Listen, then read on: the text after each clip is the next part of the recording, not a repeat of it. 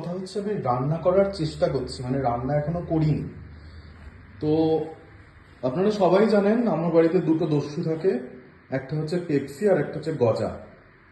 ওরা প্ল্যান করে আমাকে লক করে দিয়েছে। আমি আর ওই ঘরে যেতেই পারবো না। আমি বুঝতে পারিনি যে এই ঘটনাটা ওরা ঘটিয়েছে। এই যে দরজা আর খুলছে না, জানি না আমি খুলতে পারবো কিনা। পেপসি, কি করছিস? গজা, কি করেছিস তোরা? আমাকে আর ঢুকতে দিবি না? এবার কি করব আমি? পুরো জাজিমগুলোকে ফেলে দরজাটাকে এমন ভাবে আটকে দিয়েছে, মানে ফেলে দিয়েছে, আর আমি দরজা খুলে ভেতরে ঢুকতেও পারবো না। কি রে, এইভাবেই থাকবো নাকি? আজকে ভেতরে ঢুকতে পারবো না?